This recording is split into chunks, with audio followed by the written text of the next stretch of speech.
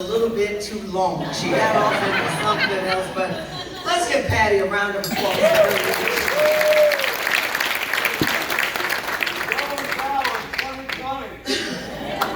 I'm absolutely honored to represent Florida in the United States House of Representatives. I'm delighted to be in Washington, D.C., working every day on your behalf. But let me just say this, while I am pleased and honored to be a member of Congress, there is no place like home. I want to thank Jewel for her amazing leadership as well. You know, leadership is not easy.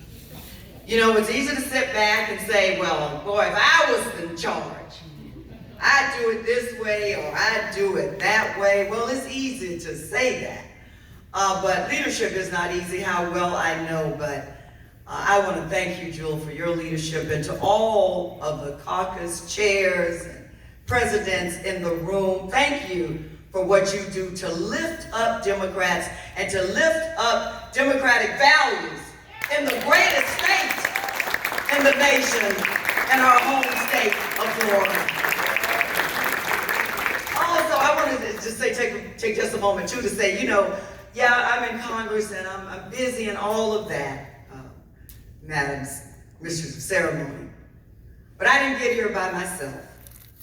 I have some really good people, and every person who's in elected office understands this, that we would be nowhere. Number one, we'd be nowhere without you all telling the story and knocking on those doors and helping us get elected. Know that we do not take you and what you do for granted. Although you may not hear thank you every day, we thank you. But every elected person in the room understands that we would be nowhere without volunteers. We would be nowhere without an amazing staff. And I want to just take a moment to acknowledge some people who are a part of my staff who are volunteering to be here tonight with me. Wendy Anderson, Aaron Waldron, and Danielle Morgan. Please.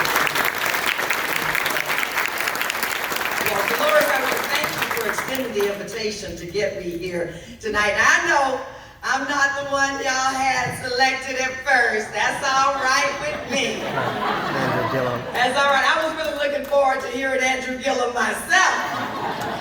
Oh, but I'm glad to, when I received the invitation, and this is probably one of the last weekends that I'll have an opportunity to be in Florida.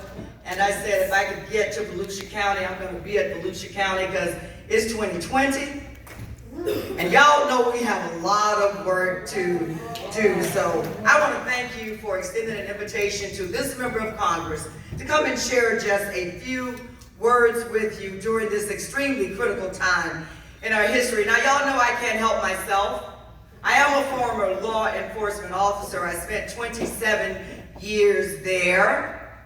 Had the honor of rising through the ranks to become the chief of police. And let me tell you something, when we think about everything that we want to accomplish, the safety and security of our neighborhoods, the safety and security of our nation is the foundation on which we build everything else.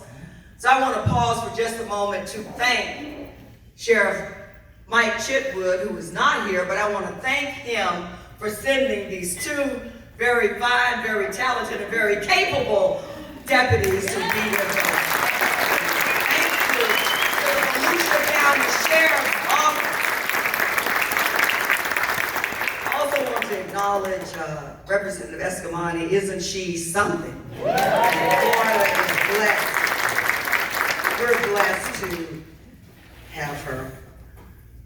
Let me get this out of the way. I know we have some challenges and there's a lot going on, but let me just get this out of the way and remind you, Florida. I've already said that Florida is the greatest state in the nation. I know Florida can seem like it's upside down sometimes. Just talked about people who Amendment 4 passing overwhelmingly, and yet there's the scheme to keep people who have paid their dues to society from exercising their right. It's not a privilege. I heard someone said recently it was a privilege. Let me remind, I don't have to remind this room, but if anybody's listening, the right to vote, it is a right. It is not a privilege. For the people who have paid their dues, let me tell you, I have a lot of problems with that, but I have a big problem with it for one main reason. There are people who never went to prison who are behind on their child support, maybe behind on their court fees, and they can march into the polls and vote. So why are you using the same standard to allow some people to vote, it's okay, but to prevent other people from voting? So we know even with all of the shenanigans sometimes that we see in our home state. I love the state of Florida. I've never worked or never lived any place else. So we do live in the greatest state in the nation. And as you all know, it's a poor frog that does not praise their own pond. So let's give our state, the state that we have chosen with all of its shortcomings, a round of applause. And we're going to work hard to make it better. But let me get this out of the way as well. With all of the national shenanigans that are taking place, we do live, ladies and gentlemen, in the greatest nation in the world. Am I right about that?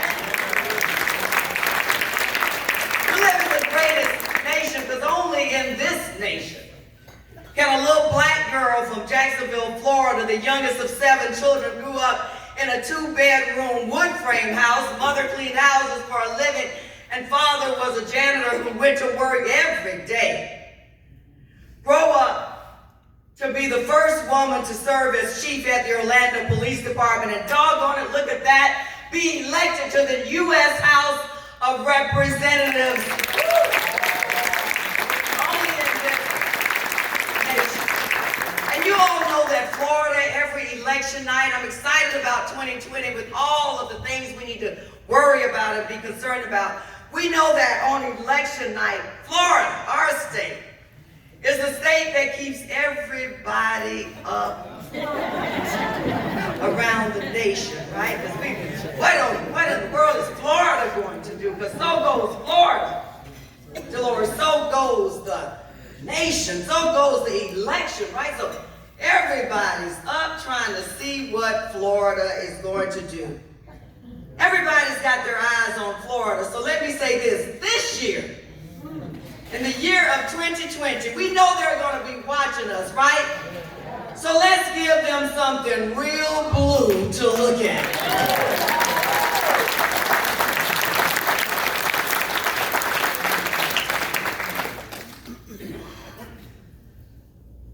Tonight, as we are here on this 2nd annual gala, bearing the name of, as the doctor has already said, a pioneer, a trailblazer, a woman born in the South to former slaves.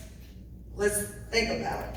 That a woman who, though refused to take no for an answer, a woman who refused to allow the color of her skin or how much money she did not have in the bank, a woman who refused to allow her gender to destroy her American dream.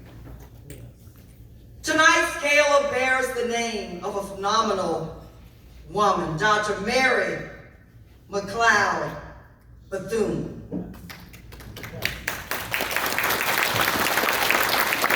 And you all know the story, we know the story, we heard it, a woman who took nothing.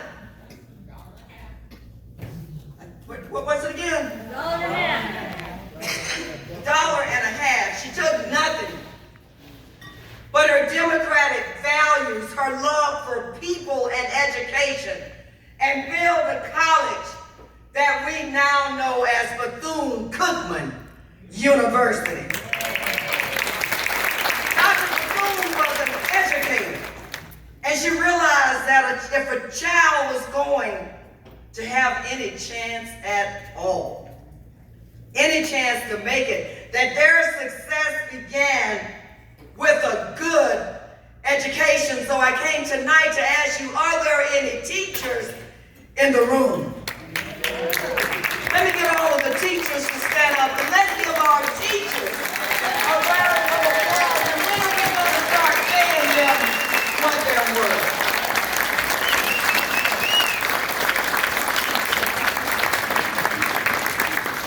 Democratic Party, during this strange time, it's a strange time in our nation's history, I could not be prouder.